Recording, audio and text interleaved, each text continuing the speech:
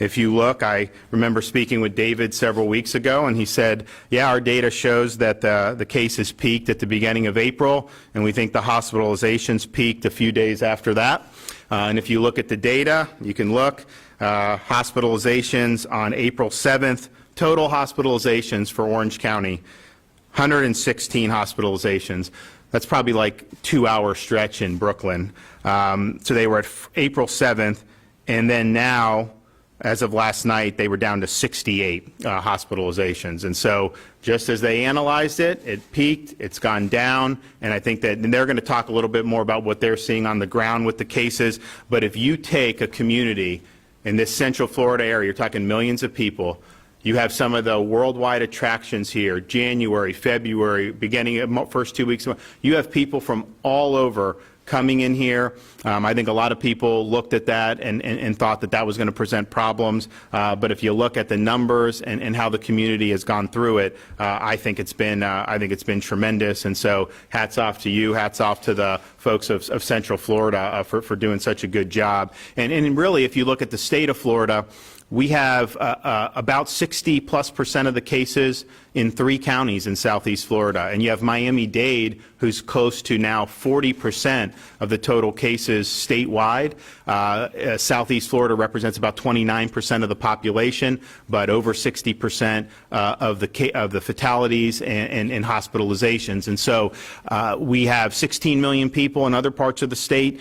And I think that the numbers, well, even in Miami and the Southeast Florida, compared to some of the other states, the per capita is still lower than elsewhere. But the rest of the state, Central Florida, if you look over in the Tampa Bay area, their numbers have been very low. That's a positive story to tell. And so they're going to be able to talk about some of the things that they did. I'm going to just give an overview on a couple things that we're going over, and then I'm going to turn it over to David and the doctors to talk about some of the things they're seeing and then some of their insights about the way forward here for the state of Florida. So testing has been one of the most important things from the very beginning for the state's COVID-19 response. We're close to 340,000 individuals that have been tested, and in southern Florida, where we have the bulk of the cases, the ratio of tests per citizen is 1 for every 45 people.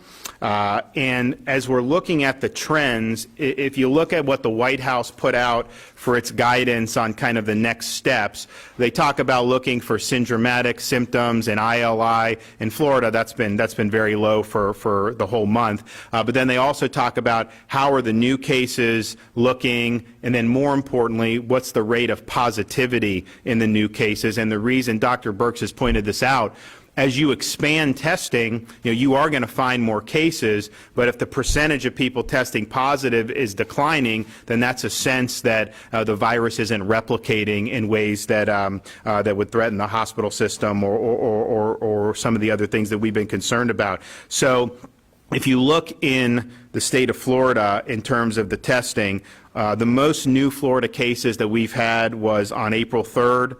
There was 1,317 new Florida cases. That day, the total number of tests that were received was 11,725. So that's a positivity rate that isn't New York level or Boston or some of these other places, but that's between 10 and 15%, right? If you look at yesterday, we had 823 new Florida cases reported out of 19,342 cases. And so the positivity rate for the new Florida cases compared to the tests that had been done on people that had not already tested positive was about 4.5%. And so that's a very low positivity rate. And that's gone down over the last several weeks. It was pretty consistently 9–10%, which is also low compared to where many other parts of the country. But then that creeped into 7, 8, and then the last few days it's been 6, and 5. And so that is a good sign when you see a declining positivity rate. But we really believe in Florida that trying to expand testing as much as possible is something that's very, very important. We have 7 drive-through sites, including one at the Orange County Convention Center. We've had National Guard leading the charge on all of them. So they've done close to 80,000 tests just on those 7 drive-through sites, and that's an easy way for people to be able to get tested. Fortunately, in many of those sites, our capacity to test exceeds the demand for the testing, and I think that that's a good thing. We saw this first in Northeast Florida in Jacksonville, where the first couple days, we had about 250 people a day.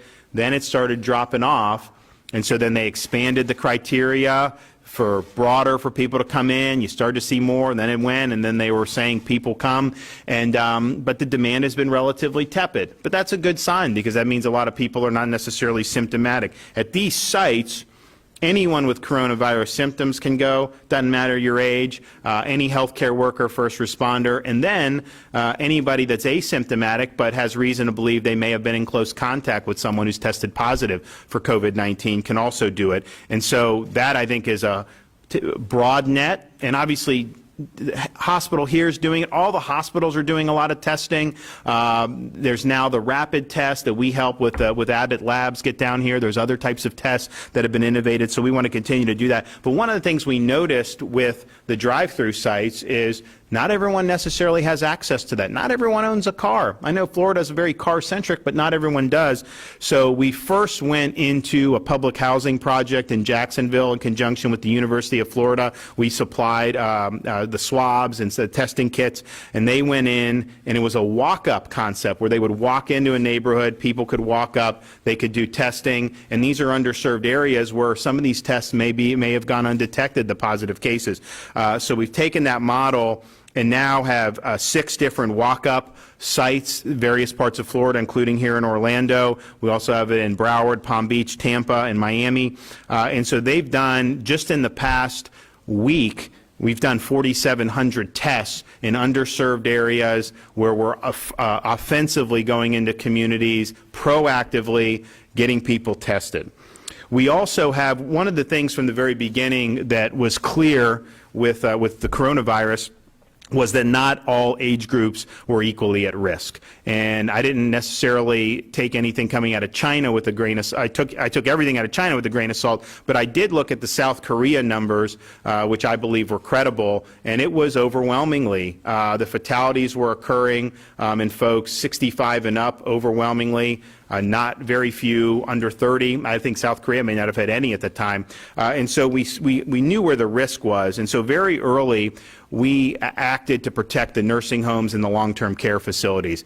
We required all staff to be screened for fever, for coronavirus symptoms, and if they had been in contact with anyone who had traveled internationally or been in a place where there had been community spread. We banned visitors from going in on the outside. We required the wearing of masks and other types of PPE.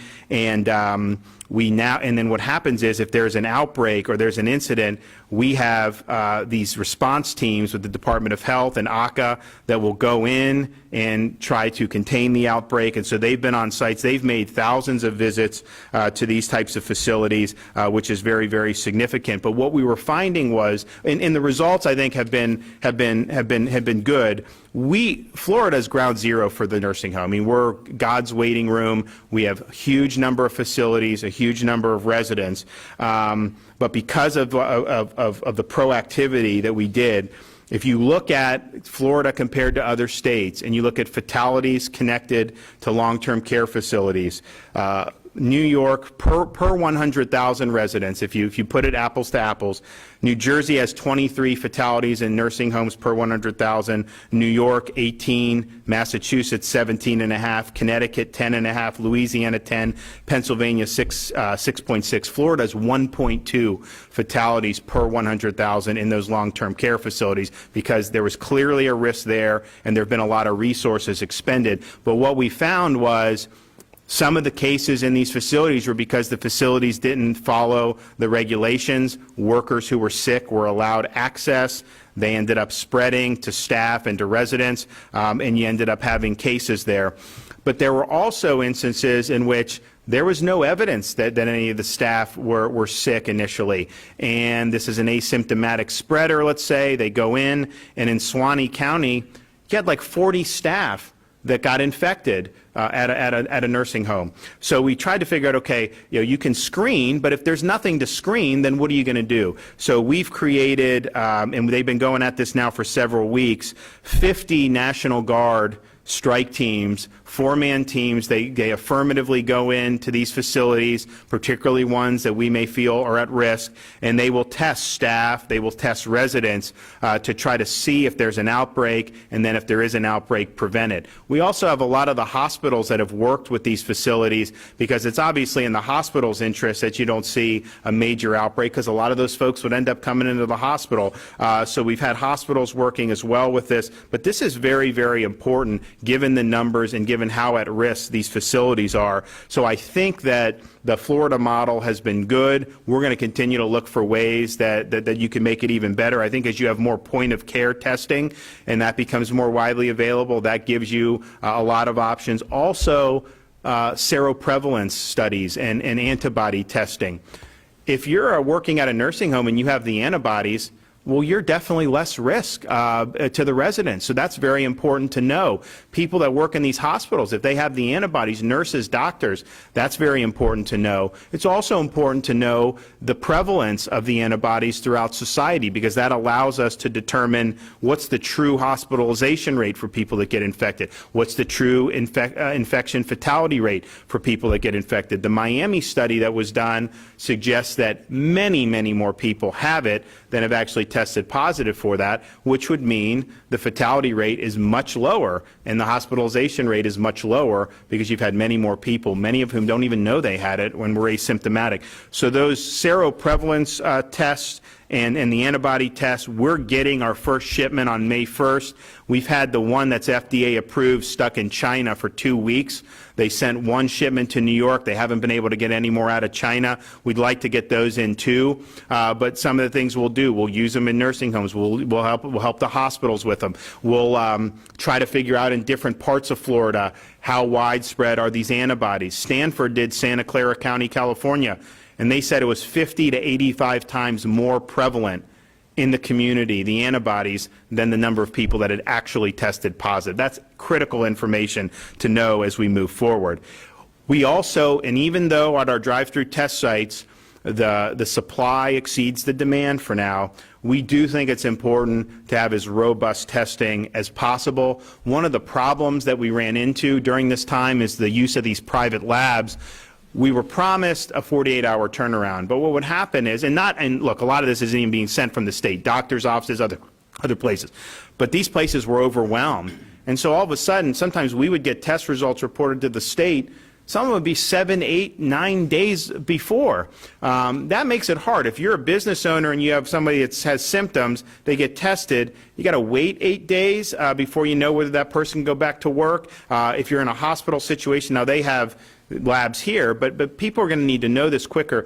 So we have contracted with 2 of these high throughput labs. What happened was, when this first started, the reimbursement from Medicare and Medicaid by the federal government and HHS was $50 a test. So there was a lot of lab capacity where it wasn't economical to bring that online for coronavirus testing. When they increased it to $100, that then made it economical. So you've expanded lab capacity probably in the last week or two, as the President's task force has been really insistent on this.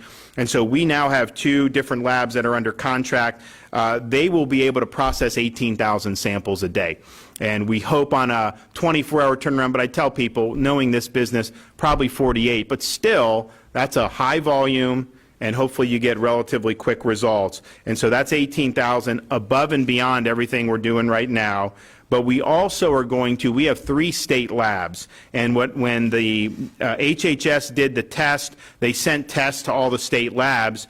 We had capacity in Florida, and all 3 labs combined, to do 900 samples a day. And when you're only testing 500 people a day, maybe that was fine. But when you're testing 20,000 people, maybe we'll do even more soon, you're going to need more than that. So we have ordered additional PCR testing machines to arrive at the state labs on May 25th. If those come in and they're set up and everything's good, well, we would want by the summer to be able to do an additional 10,000 samples a day. on top of the 18, on top of everything the hospitals are doing, point-of-care testing, and there's new things coming online where people can test in their home and then mail it in. So there's going to be a whole bunch of options. So that will dramatically increase our capacity. Again, the demand has not exceeded the capacity in Florida for quite some time now, and that's a good thing, but we think you need to be proactive on this. I've also ordered the Surgeon General to allow licensed pharmacists in Florida to be able to order and to administer COVID-19 tests. That may be a more convenient way for a lot of people in the state of Florida to be able to get a test, and so shouldn't they have that option to do it? We think that that's a good thing. And our antibody tests, when they come in, we plan on starting that right at the beginning of May. So I don't want those things sitting around. I want to get them out. We want to know who has the antibodies. When you look at this, you're seeing now Northern California had a death at the beginning of February. They went back, they checked, and it was positive for COVID-19. People had thought that it really wasn't even in the country at that time, that it didn't get here till later, but I think it's pretty clear that this thing was here earlier than we thought, and we need to know how early it was. But testing for these antibodies, I've had people tell me, you know, I had a really nasty illness. I had the chills. I didn't know what it was. I tested negative for the flu second week of February, and I just don't know. I'd like to get an antibody test. So we're going to be able to offer that for folks, and I think that that'll be a very good thing. One more point on the long-term care facilities. When we required the PPE because we thought it was important, one of the things we did was we put our money where our mouth is. We have sent huge amounts of supplies to the long-term care facilities. And so, since the beginning of this crisis, the Division of Emergency Management has sent nearly 7 million masks just to long-term care facilities and nursing homes, almost 1 million gloves just to long-term care facilities and nursing homes, more than 500,000 face shields, and 160,000 gowns. And so that is really putting your money where your mouth is. It's putting resources to protect those who are the most vulnerable from COVID-19, and I think that that's been, the Department of Emergency Management has done a really, really good job doing that. So that's a brief update. I want to turn it over to David. If anyone has any questions or additional information, one way you can do that is go to FL, if you text FL COVID-19 to 888-777. We put out updates, FL COVID-19 to 888-777. You can do it. But let me turn it over to David. And can you just give us kind of your 50,000-foot view about where we stand in Central Florida, what you've seen, and what you think going forward, and then we'll have the physicians chime in. Sure. Thank you, Governor. And before I start, let me just thank you for your leadership and your decisions, your Chief of Staff, really all your staff, the Secretary of Health. They've done a wonderful job. I mean, your communication with me as well as to others across the state has been outstanding. So Thanks. Thank you for that. I also want to introduce the folks that are up here real quick. First of all, Dr. Jamel Hakeem. Dr. Hakeem is the Chief Operating Officer of Orlando Health. He's also a practicing anesthesiologist. And this morning he was at Orlando Health Winnie Palmer Hospital helping deliver babies, something that has kept going throughout the pandemic. Next to me is Dr. Sunil Desai. Dr. Desai is the president of the Orlando Health physician group, and so all of the physicians across Orlando Health report up through Sunil. He also is a practicing intensivist. What that means is that he works in the ICU, and so Sunil cares for patients that are positive with COVID-19 or those that are rule out as well. And then finally on the end is Dr. George Rawls. Dr. Rawls is the Chief Quality Officer for Orlando Health. Dr. Rawls is a practicing emergency department physician, and so he is someone on the front lines that when patients come in with suspected or confirmed COVID-19, he is the one that cares for them. And so we thought having people that are really on the front lines might be valuable.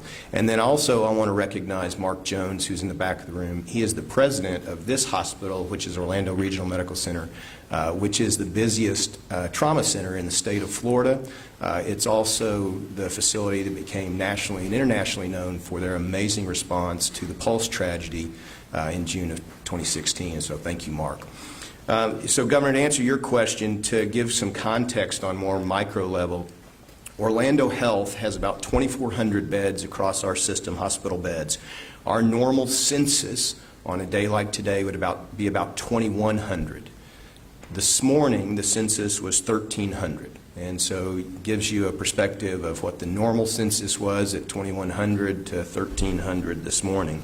As far as directly related to COVID-19, our high was April 8th with 54 patients. So across that 2,400 beds, the high was April 8th at 54 patients. This morning, that number is 13 inpatients.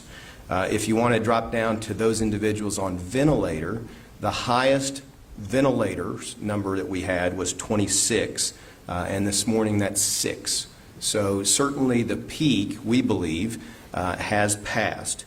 If you look at our primary region, which is a 4-county area, 2.6 million population, that high of new cases was April 1st at 146. So April 1st, at least to date, was the highest at 146 new cases. Yesterday, for that same MSA, the 4-county area, the 2.6 million population area, was 21 new cases. And so again, if you look at that trending, the trending follows that really that peak was around the first and second week of April. So one of the things that I would like to do is actually ask a couple of the doctors if they would comment on just their experience with caring for COVID-19 patients and the process. And so maybe start with information about testing and how our own testing was developed, and then maybe some of the novel therapies and how those are working, but also how we need to be careful about those. Before we do, just is the curve flat in Central Florida? Well, right now, the curve's still going down. Yeah, so. So thanks, David. I'd like to also, just before I make any comments, thank the governor, his entire team, the secretary. It's an honor and a privilege to serve, so very much appreciate, including myself and the team and my colleagues next to me as well. So talking about the experience of taking care or going into a patient that is suspected to have COVID-19. Suffice it to say, we have a phenomenal group of intensivists here. Early on, we were not lacking for anything. We had all of the equipment, personal protective equipment, the ICU beds, the ventilators that we needed, and I am surrounded by some of the best physicians in all of Florida. So I'll say that at the outset. The second thing I wanted to add is, as far as the testing goes, and I'll let some of my physician colleagues on the left comment more in detail, but that was a true game changer for Central Florida. The team at ORMC, our pathologists, under the direction of Mark Jones, really developed internal capabilities long before commercial testing was available, and that really helped us identify the patients up front and really allowed us to manage our supply of PPE. Realize that it's not the elective surgeries that chew up the PPEs. It is the fact that you're going into a room where these patients are isolated, 50, 60 times a day with the various team members, and you burn through the PPE. So knowing if someone's positive or not is extremely important for resource utilization. It doesn't really change management. Our management would be the same. So I'd make that. And I'll let others comment on the level or the amount of testing we had and how that was developed.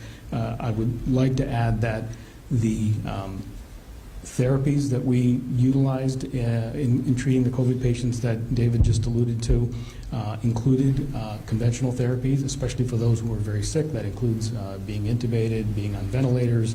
Couple of things, it's gotten a lot of press, but the one edict, if you take anything away, is let the data drive the decision making at all facets. That includes whether it's epidemiological or if it's experimental therapies. There is no known cure or magic bullet for COVID-19. Having said that, There are small anecdotal reports of either chloroquine used with an antibiotic, for example. But again, unless it's in the purview of the individual physician and that patient making the decision, that physician or that physician's family making the decision, it's considered experimental. And as we now have seen, there are a fair amount of side effects with chloroquine, so we just have to be very judicious with what we use. I would also like to say this, very proud to be associated with Orlando Health. To my knowledge, I believe we're the first in the state to use convalescent plasma as well. And there's more to come on that therapy, and that's where we're Can you explain what that entails?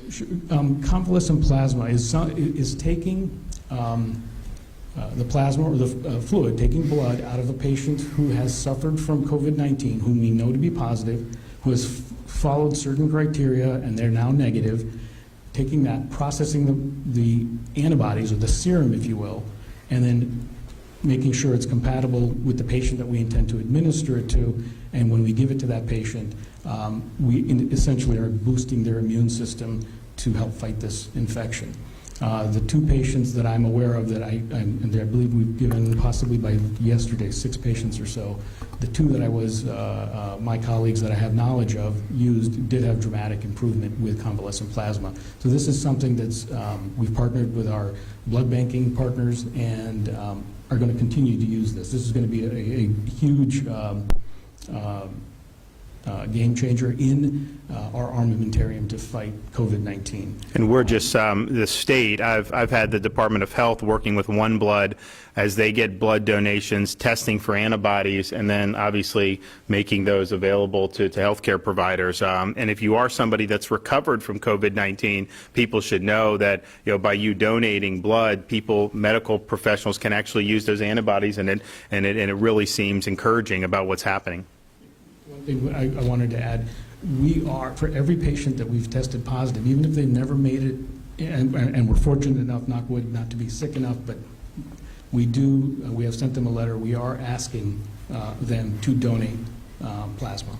So thanks for that update, Dr. Desai, and thank you, Governor, for allowing us this time in front of the communities to give some reassurance to the communities that it's safe and that this is ramping down and that all of the actions that you've asked us to take and that we've all taken to protect the communities are actually working. I am a little humored and I get heartened by hearing you talk about seroprevalence studies and antibody studies because I'm comfortable that our governor knows the science behind some of this stuff, and it makes me chuckle a little bit as a physician. If you only knew, I can tell you about NIH studies from the pandemic of 1918, 57, 68, but I think you need to do that because we're in a situation where a lot of this stuff has never been tried before, the way that the country has done it. Some of it has, but some of this other stuff hasn't. So, I feel like looking at historical experience, seeing things that may have worked or not, and then obviously really keeping up with this. I've had more discussions with the commissioner of the FDA in the last 6 weeks than I've done my whole life, and I was in Congress for 6 years.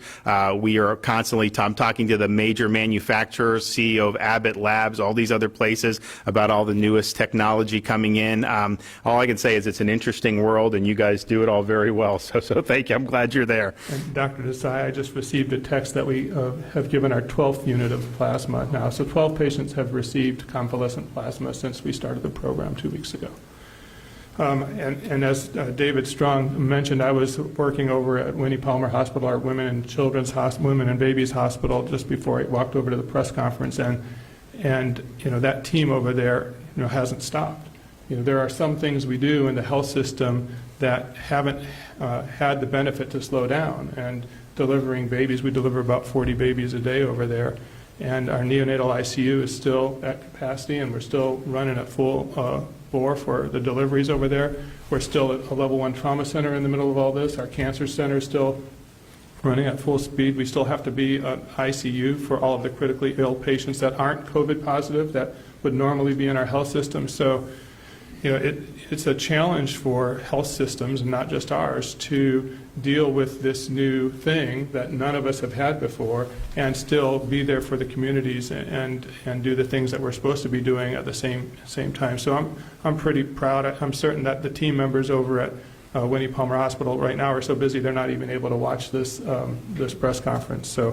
But we've done a lot of great things to really prepare. We're very fortunate that we haven't had a surge here, but we are well prepared. We prepared, and we were given the gift of time to prepare, and we've drilled and we've practiced, and we're ready for volumes 20 times more than what we've actually received.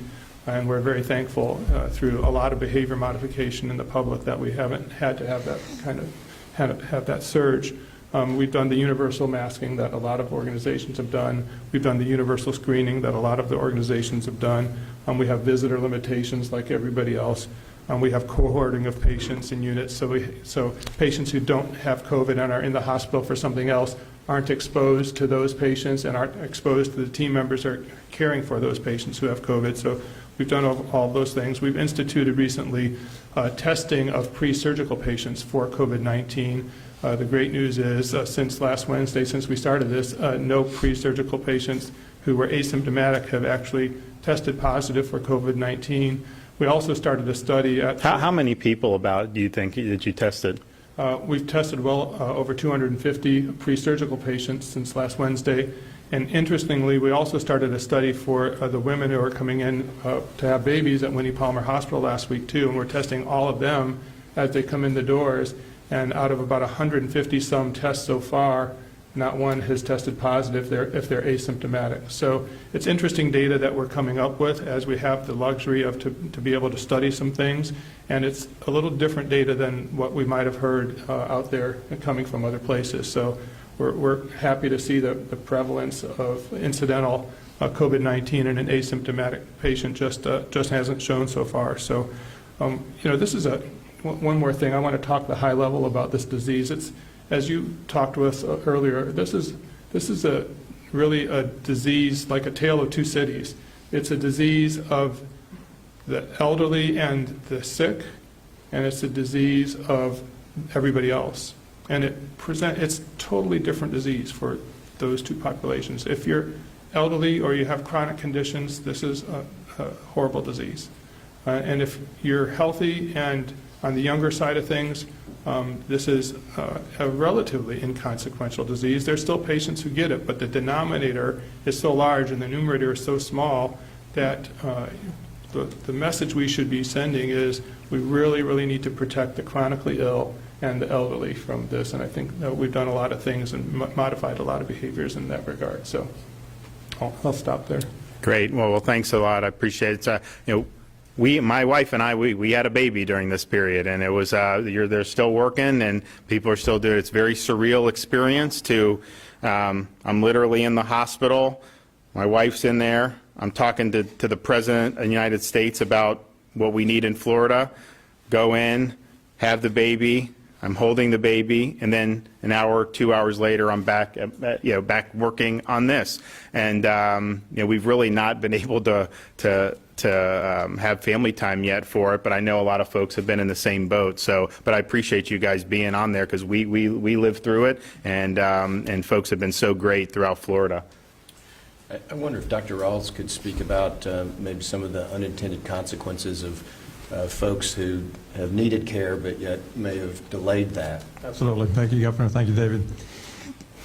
There's one thing I'd like to really emphasize here is that we have been able to maintain the critical services online throughout this entire event. We've not stopped taking care of the serious trauma cases. We've not stopped taking care of stroke patients, not other patients with emergencies or really urgent medical needs.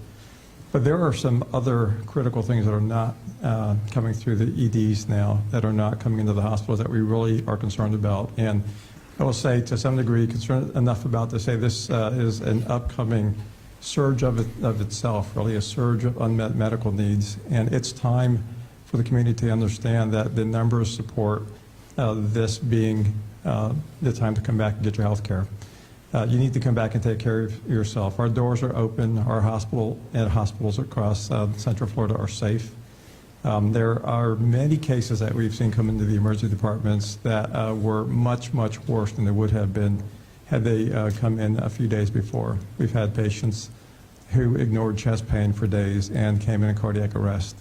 We've had patients who ignored seizures and came in with much more severe situations. So that's really the most critical message I can give you from watching not just what's happening on the front line in the emergency department, but also looking at the numbers and understanding where we are in the community, in the state, and in the country in terms of the trend. It is time to come back and get your health care. And we're here and we're open and we are safe. So please take that message to heart. So, well, first of all, just thank you all for taking the time to do this. Thank you what you've been doing, not just over the past 2 months, but really your whole careers. Just from someone running a hospital, we obviously went in as a country with a lot of mitigation measures. There was a fear that as the infections spike, it would overwhelm the system. Obviously, that hasn't happened. Miami-Dade County, almost 40% of the cases in the state of Florida. Do you know how much available ICU beds they had as of last night? 41% of their ICU beds are unused. And that's in the place that has the lion's share of the cases for our entire state. And I think obviously you've seen similar. David went through the numbers of how low they've been here.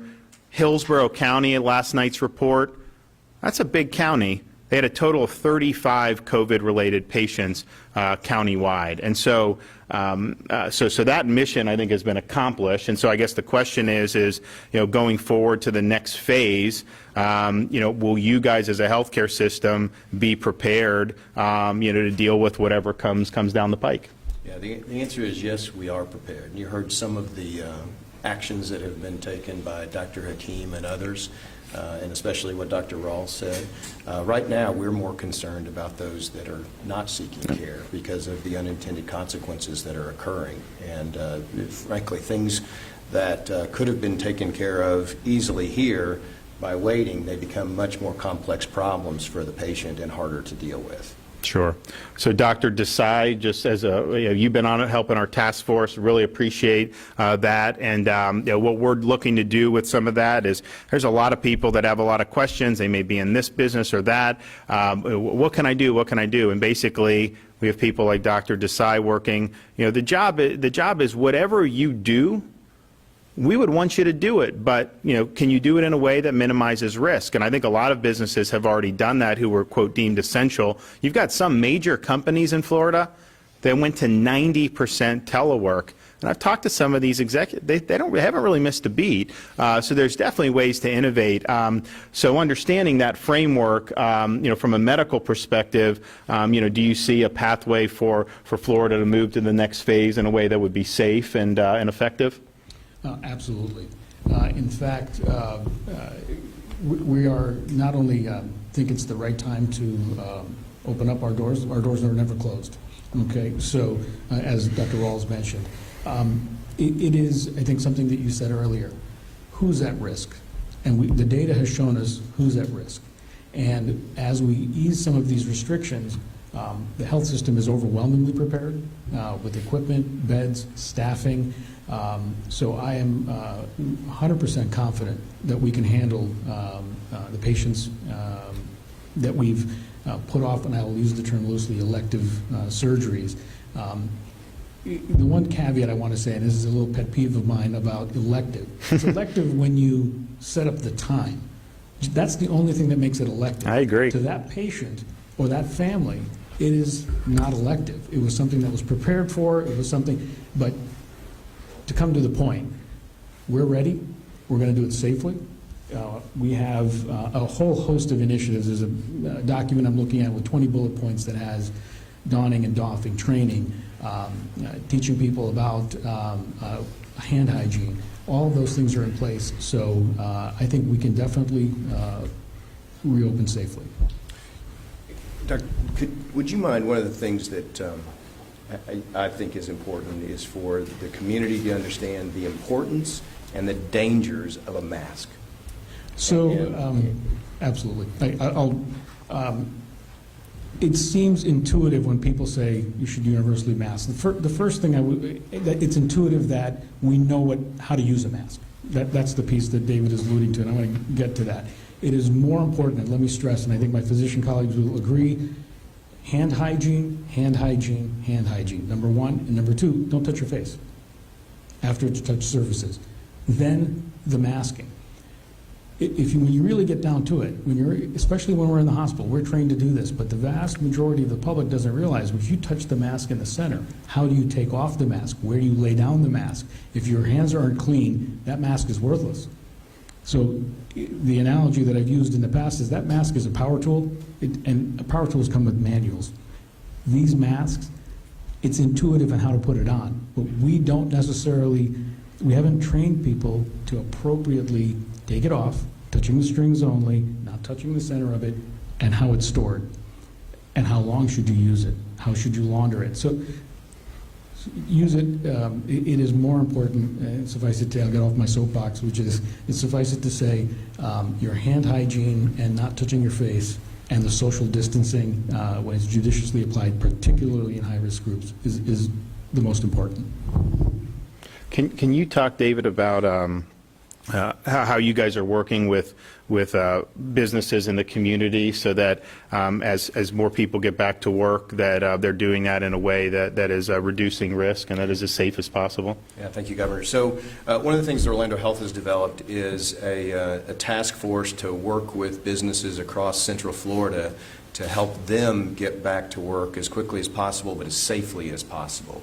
And so there are so many questions that businesses have really across the country of how do I open up, how do I do that safely, should I mask my staff, should I not, what is important, what's not. And so Orlando Health has a team of people that works with businesses to help them look at their individual situation and then determine what is the right way, the best way to open incrementally, that is safe over time. And so that we believe that that's our responsibility. We believe that if this community, if we're going to come back the way we need to, the community is going to come back as well. So we're here to support the business. And that team that I referenced is led by one of our hospital presidents as well as one of our chief medical officers from one of the hospitals. Great. So one of the things that we've seen out there in the community with businesses trying to protect their employees, they've asked them to wear masks, but like Dr. Desai said, they haven't really been taught how to wear the mask. And so an employee at a fast food restaurant is wearing the mask, is touching the mask and then touching food or touching other things, thinking that they're protected, but the mask is there to protect others. And if you're touching the mask, if you haven't been instructed how to do that well, you're not supposed to touch your mask unless you have clean hands, and you're supposed to wash your hands after you touch your mask as well.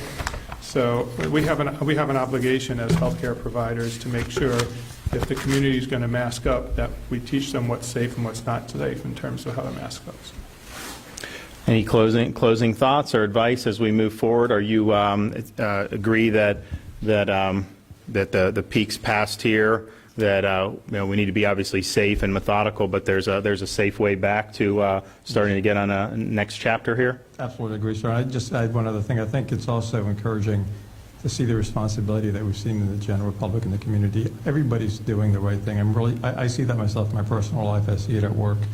I think the messages have gotten across, and there's no doubt in my mind that as we move forward back towards our normal life, that the right type of behaviors and decisions are going to be made by the community. Great. Any other final parting shots? All right. Well, we really appreciate what you guys have been doing here. Really thank the Central Florida community for their great work, and we appreciate all the people throughout Florida, but particularly Central Florida, who've been helping advise us on our task force. So with that, I'm happy to take some questions. Governor, two questions about unemployment. I'll answer that, but why don't we do something more on topic first? Yep. Well, actually, I'm right in line with unemployment. All right. I'll get it, but do you have anything on this? Given the decline in cases, are you more comfortable with reopening closer to the end of either the essential services order or the end of the public health emergency? And are you willing to commit to a deadline in making that decision? So we're going to do everything in a very smart, methodical, safe way. I'm less concerned about a specific date than I am about getting it right. We have all kind of great stuff that have been done on this task force. I'm going to go back to Tallahassee. I'm going to pour through more of it, and then we're going to look. And then we are going to be very much looking at this White House roadmap as you look at the different phases. And I think the way to think about it is if you go back to the middle of March and you look at see how how fearful a lot of people were, there was really a hysteria in the country about this, and it was a novel thing. People didn't necessarily know, and so a lot of people were really fearful. I would say more so than after 9/11, more so than after the financial crisis. And so as we've now kind of come in Central Florida on the other side of it, look, it's not easy. There have been people that have been infected and gotten sick. There have been people in the hospital. Unfortunately, there have been people that have passed away. Not nearly as many here as I think a lot of people predicted, but that's just the reality. So I think the thing is, as you go forward, are you doing that in a way that's safe, smart, a step-by-step, phased approach? It's not turning on a light switch and all of a sudden we're back to February 1st. It's just not the way it's going to work, because some of this is about what we're doing, obviously in conjunction with people that know health. We're obviously consulting with people who are involved in the economy, but it's also about confidence. I mean, people need to have confidence that we're going in a good direction. And I'm glad that they were able to talk about what's happened in Central Florida, because if you go back 6 weeks, the people saying that Florida was going to be another New York or another Italy and all that, those have all been proven to be false. Florida's performed better than anyone predicted. This has not been easy. There's been taken a lot of effort, but I think people should be comforted in knowing that all these predictions of hundreds of thousands of people hospitalized were not accurate, and that's just not been the case. So that's a good thing, and I think people can be comforted by that all the stuff we heard, just really hasn't come to pass the way they was put out. Governor, you explained, Jerry asking CBS Orlando here in the States, you explained the process of what reopening will look like, the new norm, and you don't have an estimation on when that will happen? Well, we're going to make an announcement pretty soon, obviously. I mean, because we're coming up at the end of the month, and we're going to do it. But I think you look at kind of the guidelines the White House has put out. I think that that's a pretty good roadmap. And I think we just want to make sure that we're doing it in a way that's smart and that factors in folks who are advising us, like Dr. Desai from a medical perspective, David Strong from a hospital perspective, and then doing it in a very judicious way. But as I've said many times, I'd rather do it smartly and safely and methodically than do, and part of it too with the confidence is even if you could flip the switch, if people don't have confidence, then the economy's not going to just take off. That's just not the way it works, and so I think we all understand that. Governor, when you started, you said that statewide we tested about 340,000 people. Are retests included in that number? Yeah, so they are. It's a good question. So what happens is, and so that's one of the reasons, if you look at this Department of Health report that we put out, the second page, they have new Florida cases, total tests, positive percent. But what I had them do is say, okay, when people get tested positive, they're in isolation for 14 days. In order to go back to work here at this hospital, you need 2 negative tests.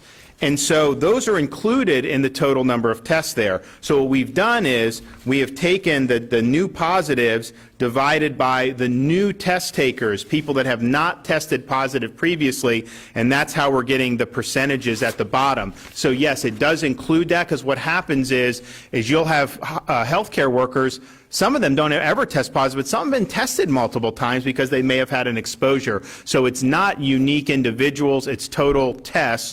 When we now do that percentage at the bottom of the page to see what's the percentage of new positives, that is only the people that have never tested positive before, because that really is the best way to identify a trend of how it's spreading or not spreading to the community. If you have a situation where you have somebody that's in isolation and they test positive 3 more times on day 14, 15, 16, that's not really telling us that the disease is spreading, because we already knew this person had it. So that's why that bottom portion was done. But Governor, that number is not listed, the number of retests is not listed on the state's dashboard. Well, so the way it would work is, the way you'd have to do it is, no, it's not misleading, because it's not misleading, because what you understand, the labs report, they dump the results to the Department of Health. So what the Department of Health does is they put it on the dashboard immediately so that people have the information. If they had to parse out of 20,000 test results that get dumped in their lap, who had tested previously, it would take them probably 48 hours to be able to put the results up. So the results are put up immediately so that people have access. On this second page, if you look, it says, it explains how some people are retesting, and so it does that.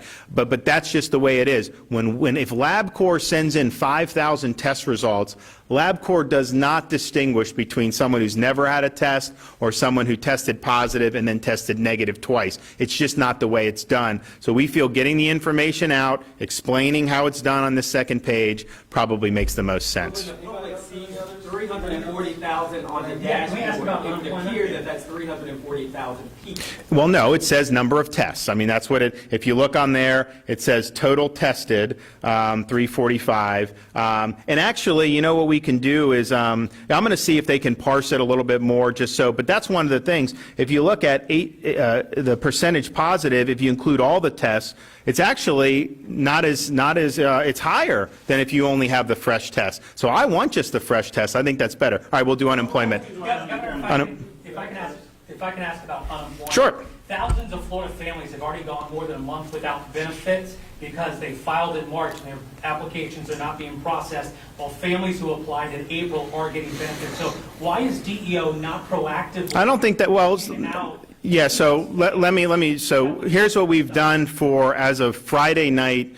There's now been 267,000 payments, or over 267,000 payments that have been sent out. So that's money in the bank, either check in the mail, direct deposit, debit card, done. And just to put that into context, we only had about 300 and some thousand all of last year. So this was a system that was not designed for this. We've done a lot of engineering work, still doing more work on it to be able to do it. So that is being done. It's also important for people to understand that normally, if you were unemployed, you would have to wait. You'd have to look for jobs. You'd have to do all that. We waived all of that. So in a typical thing, even if there was no problems with the system, you're looking at least 4 weeks. And so we're trying to streamline it. I've cleared as many hurdles as I legally am allowed to do. We made huge changes to this. Look, this thing that was done, I mean, this was before I was governor, but they spent $77 million on something that is really a flawed product, and so it's required a lot of 24/7 technical work to be able to get. So this weekend they're working hard to process things that have been held up, and I hope to have a fresh announcement on Monday about what it was. I will say this though, just so people understand, the number of applications that are submitted that DEO posts on the website, not all of those folks have qualified for unemployment because you obviously had to have been working and then lost your job. And so they're going to start making clear some of the folks didn't make it through that process. There is some other federal money that's available. They will be directed for that. So as you start to see more of the claims paid, which you're going to see more of, and hopefully have a good report on Monday, and then just factor out that some of the people that applied just weren't working or don't meet the criteria. So that's what it is. Another issue that they had run into is this stuff is not just like the state does it. Like the state has to check against federal Social Security, interstate wages, and those require running through a federal database. And so Social Security was running at, I think, like 1,000 a day to verify the Social Security numbers. Well, obviously, that would take till August to process these. So we've worked proactively to be able to troubleshoot that component as well, and so that's why they've gotten to the 267. We have a lot in the hopper, and my hope is that I'll be able to do kind of a nice rundown of everything on Monday about the progress that's been made this weekend. But people should know it's been the administration's #1 non-health priority for several weeks with this rebuild of the system. You have a very clunky system that has actually been re-engineered. If I would have just said, let's build a new one, it would have taken 6 months. So we had to work with what's there, had to make some serious architectural changes, and that's basically been going on 24/7. And not only that, I got 2,200 state employees from other agencies who don't do anything with unemployment, and we've entered them into, drafted them into helping process the unemployment. So we have had folks process over 100,000. So that's the initial, maybe a paper application, they put it in, and then it gets ready to be run through. But that has saved a huge amount of time to be able to do that. And we're going to continue to update the dashboard with that. We also have a requirement that people every 2 weeks recertify that they're still looking for a job, and we were able to waive that because that is another roadblock. And we've also waived continuing to search for job requirement because we understand it's a difficult situation. There's not exactly major amount of jobs available. So there have been huge roadblocks cleared. The system is performing better. It's not 100% where we need it to be. But I think this weekend we'll have some more good news. I'm hoping to be able to announce some stuff on Monday. What would you say to the people who have applied and they're getting the pending or active status, or the independent contractors who filed an application, they've been rejected? Well, they're right. eligible for state, but maybe eligible for federal. Right. Big picture, what would you say to these folks who are scared, they can't pay their bills, and they just want some daily reassurances from the state, and they're worried that they're going to fall through the cracks? Well, so they can be reassured that there's never been more manpower devoted to a single economic problem, certainly since I've been governor, but I'll bet you in the state's history, than what's being done right here. To take 2,200 employees from other agencies, get all hands on deck, to be doing major architectural changes to a really bad system. I mean, this system would normally process 1,000 claims in a day. That'd be like a good day for them. So now you have a crush where you're having hundreds of thousands of people apply, and so this has been done 24/7. We have people working on it. I don't think we've probably ever had an agency work as hard on a single problem in terms of man hours that people are putting in. Now, I had to make a change at the leadership, so I have Jonathan Satter, Secretary DMS, and he's there every day pushing to get checks out. That's the number one thing we're looking to do. Now, this is taxpayer money, and so if someone sends an application, there needs to be a way to process it. And that's what he's working on. But 267,000 now. I know they've done more this weekend.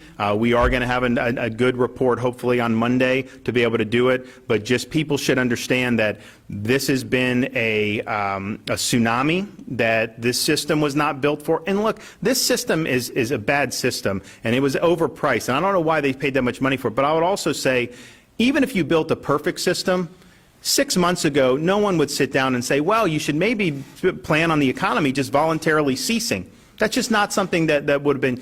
So we understood the Great Recession's here, this is here, and so these changes have been made. We brought in, the state brought in 100 new servers to be able to expand the capacity with this system, and have done many other things to be able to do it. So it's a huge priority for the state of Florida, because I understand personally, if I used to work paycheck to paycheck. I mean, I didn't have two nickels to rub together until I got out of the military. And at the end of the day, when you're working paycheck to paycheck, and this suddenly you suddenly get laid off, it's tough, especially if you have bills to pay, especially if you have kids, and especially if you don't know what's going to happen 2 weeks, 4 weeks down the road. So we understand that, and that's why we've moved heaven and earth to be able to get these checks out. I think when all is said and done, when we really document and let people know the extent of things that had to be done to get there, I think people will be really surprised at the level of manpower that this took. But I think they'll be glad that it was done, and so we're continuing to work every day. What about your executive order, Governor? Executive order? Governor, you had a press conference last week. Hey, why don't you go right here? Yeah, so 2 questions. One, on the federal disbursement, are you expecting to have more data on how many people who have gotten their state benefits and have actually gotten payments are getting those federal funds too, and how are you getting those out? And to the doctors, or maybe to yourself, are you expecting that there will be some restrictions for employers when we do reopen about testing potentially sick employees, temperature, no contact temperature testing, things like that? And would those even help? So, yes, the Federal CARES Act money is going out. We'll have the breakdown of that, but there's been, I at least $100 million in CARES Act money that's gone out, and so I think there'll be more this weekend as well. When they're processed on the weekend, I don't think they actually drop until the next business day because of the banks. But yeah, that's very important, and we're working hard on that. In terms of employers and how they're doing with the testing, one of the things we're going to be doing is actually having more test sites. Even though the test sites we have aren't at capacity, we're going to put one in different parts, put them in different parts of the state, with the understanding of, if you're an employer and you have an employee come in and maybe they have a cough or something, that they have an easy place to go. Now, we're not going to be the only game in town. You're going to have hospital systems, doctors' offices, but we think easy access to testing will help get the economy back going. In terms of doing temperature checks and stuff, I think that that's good, but I think the doctors will tell you, not everyone that has COVID-19 has a fever. In fact, I think probably many of them don't have a fever. And so that in and of itself is probably not going to be enough. And the testing is also, some people say, hey, everyone should just get tested. Okay, well, say we tested everyone tomorrow. That doesn't mean that you can't get it 2 days from now. And so it's not like you have a negative test. It's not like you have antibodies because you have a negative test. And so it's going to need to be done in a strategic way that makes sense. But I'll let the doctors weigh in if they want to on what the testing would look like in terms of the economy. Our advice to employers is behavior modification of employees. That's the most important thing. Testing comes and goes. Testing may or may not work today or tomorrow. But if you teach behavior modification, the first major one is make sure every employee, before they come into work, self-screens. Not just self-screens for the most common symptoms, but for all of those rare symptoms. So if you have any symptom at all, essentially you stay at home. That single behavior will save huge amount of transmission in the community.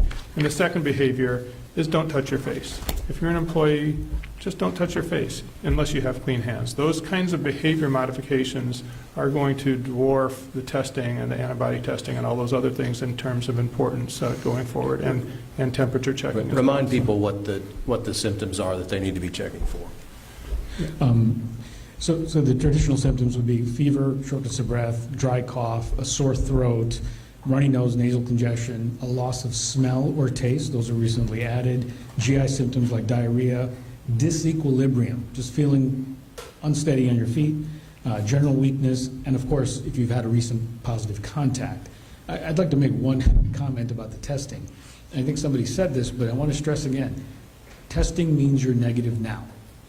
It doesn't mean what happens tomorrow. It doesn't mean what happens the day after. It doesn't mean, so the antibody tests, once we figure out what they actually mean, and is the immunity long lasting, we don't know how long it lasts, we don't know who will be immune, but the temperature checks do not rule out all of our interventions. You just have to be careful that we don't have an unintended consequence and give a false sense of security, so you stop doing the basic things that Dr. Hakeem just mentioned.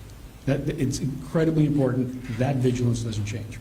And some of the stuff in the workplace, we know that, for example, CDC's done studies with some of the data out of South Korea and stuff. If you're in a enclosed environment, in close contact, repeated, particularly over a number of a certain amount of time, you're just going to be more at risk for being infected if somebody else is infected that you're working with. There was a call center, I think, in South Korea where they had a bunch of people, but the people on the other floors didn't really get it. But almost everyone on this one floor, because they were in the same room together, they were in cubicles over and over repeated, a lot of them got infected. And so you were able to do your workplace in a way where you're trying to minimize those close, repeated, sustained interactions. And when you're doing that, they have found success at reducing the number of infections. And so those are just things that we've kind of seen over and over again. I mean, you look at different parts of the country and some of the interactions, and you can see why they had greater outbreaks. And so these are going to be things, just the fact that people are conscious of this is going to make a huge difference. And just they now understand where the behavior is more risky and where the behavior is going to be safer. So I gotta head back to Tallahassee because I've got to go. Excuse me. I've got to go back to Tallahassee. We're working on our task force. I hope to have some good announcements with the additional unemployment, some of the other stuff that we're thinking about the road ahead. But I do want to thank Orlando Health for all that they've done during this very trying period of time, and all that they're going to be doing as Central Florida gets back on its feet. So thank you, guys. Yep. Governor, one question about the executive order. The Department of Labor says people do have to certify weeks to qualify for federal funds.